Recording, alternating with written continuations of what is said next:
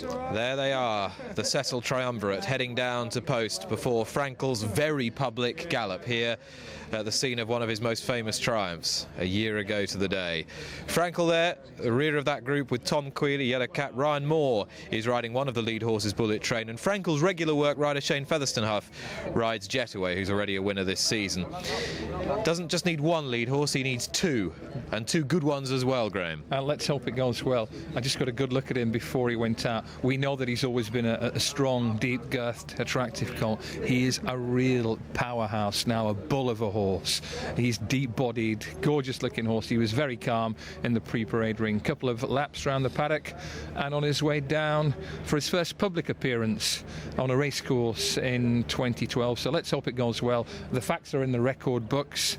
9 from 9. Getting on for 50 lengths, aggregate winning distances, sensational in the Guineas and at Goodwood and at Ascot, time form rating that puts him within cooey of the very best horses of all time.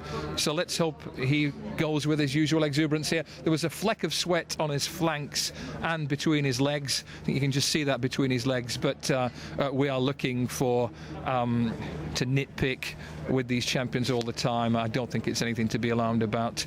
And Tom Queally will be looking forward to another stellar season on Frankel if all goes well today. Interesting bit of byplay here. We know that Henry Cecil always wanted to put a racecourse gallop into this horse even before the overreach that threatened to rule him out of the Lockinge, and he was going to have that racecourse gallop on Greenham weekend at Newbury. As things turned out with the ground there, it's probably a good job he didn't. But it's significant, I think, on a day when Aidan O'Brien is looking for great things from Camelot and is lining up Acceleration to have another dart at him in the Lockinge, that Cecil is bringing him here. Interesting psychological move as much as anything else, I think. Just remember, chaps, what you're dealing with here. Yeah, the symbolism is intriguing, as you say, and so it's a fantastic opener to what should be a hugely informative day here. And these two horses he's galloping with today, all favourites, especially Bullet Train, who's led him on so many gallops at home. Frankel's gone by Bullet Train with ease, and actual trains with ease on the Cambridge lines, if some reports are to be proved accurate. But Jetaway, I don't know how often he gallops with Frankel at home, but he's got two sparring partners to kick out of the way instead of one. But he has had that little setback since last we saw him at Ascot in October 2011. So let's see how they go today in this gallop. So Frankel, as you'd expect, restrained immediately in behind his brother, Bullet Train. Don't forget another brother, Noble Mission, runs later. So a big day for the dam of these three horses, Kind. And Frankel under a hard hold from Tom Queally. And at what point will he ask Frankel to breeze past Jetaway and Bullet Train? And that long, fluent, powerful stride of his is fully in evidence there. And Sir Henry Cecil thinks that stride may have been what caused him to overreach. The real length of stride caused this slight setback. An unusual camera angle here. Three horses in the workout, side on view of only one. He's taking a fierce hold. These horses, Jetaway and Bullet Train, are well capable of running to marks over 100 on the day. So let's see how serious the workout is at the moment. The two horses we can see, now one taking a very, very aggressive grip. I think the point is that there are some horses you can come to the racecourse and give an easy old workout to. Frankel is by nature such an exuberant, competitive horse that you just have to let him get on with it, and there he goes. He goes by Bullet Train and Jetaway in a jiffy with minimal, if not no, assistance from the saddle. Unusual camera angle, we could do with the head on. There it is, and he has absolutely breezed his way clear of two good horses. Bullet Train and Jetaway on their day are well capable of mixing it in listed company, and this is what, of course it's a staged workout, this is what a superstar does to pretty good horses. And we can never draw too many hard and fast conclusions from racecourse gallops, but to my untrained eye that looks pretty impressive. It's that metronomic, rhythmic stride that never seems to break. It's extraordinary. Same as last year, a year ago to the day, even when he was out in front for so long, he never veered from a true line. He just kept up that momentum, just kept rolling. And that's why it's so exciting to think that if he could maintain that over further than a mile, he could yet be superior. That is the key question. I must admit, you try and put pieces of the jigsaw together, looking at him physically, that powerful chest, that deep body, you think, is this really a middle distance horse? As we know, he's by Galileo, and nearly all Galileo's very good horses excel over 10 furlongs and even further.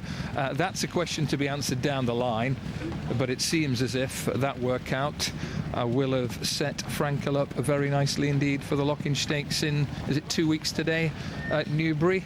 And he has just obliterated two horses who he regularly beats hollow on the gallops, but it's great to see that in the spring of his third season as a racehorse, Frankel looks to have shaken off that setback and tuned himself up for what could be another Annus Mirabilis.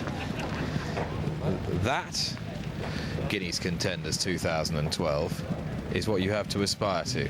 It is, and it bears repeating that on this day 12 months ago, Frankel left jaws a-dropping all around this racecourse. It's one of my most vivid memories of that season or any other, when we were standing here and he just savaged the Guineas field, and a big crowd of pros and locals in the winners' enclosure just broke into spontaneous applause with well over a furlong to run, and just saluted a victory parade for Frankel and Tom Queally. And let's hope the beat goes on, because horses like this are absolute gold dust to this great game of ours. Frankel returns to the racecourse. It won't go down in the form book, but that's a few minutes of real significance as regards the rest of this season. How far do you think they went? About 6 furlongs there? I'd say. Be interesting to find out exactly where he started and see what time he clocked as against a big 6 furlong handicap later on. It's too vague and difficult to get exact figures on that, but it seemed to be a fairly serious workout, certainly after the first 2 furlongs.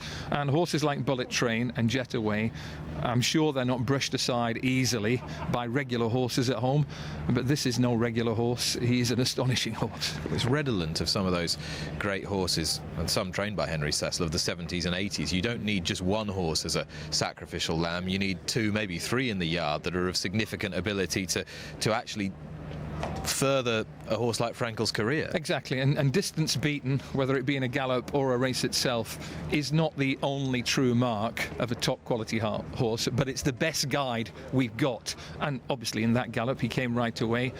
It's in the big races that he's come right away. He put 6 lengths between himself and the Guineas field, probably more like 10 lengths at one point. At Goodwood he blew away Canford Cliffs, and at Ascot he blew away Celebration, Immortal Verse and the rest. So intriguing as always to see what Sir Henry says afterwards, but Tom Queally jumps off Frankel and must be thinking that is exactly what the doctor ordered. The debrief there, the languid Henry Cecil, no doubt intrigued to hear Tom Queally's thoughts. And intriguing that Ryan Moore was aboard Bullet Train. I'm not exactly sure about the thinking behind that, but Frankel is the star of the show on this day before the racing gets underway. And look at that, a Breeders' Cup jacket there, Lucky, on one of the attendants. But it seems you wish. It seems big odds against at this stage, but all things are possible. Who knew what a stellar career awaited him when he made his debut and wore down Nathaniel in his first season. 9 from 9, highly likely to be a perfect 10 on Lockinge Day, and beyond that, 10 furlongs and beyond, who knows. We came to Newmarket on Guineas Day. We saw Frankel. Did he win? He didn't even run, but we've got a photo of him for posterity, and as I say, that few minutes will be one of the most significant few minutes of the season, for all it won't be in anyone's form book. Frankel is back here on the Rowley Mile.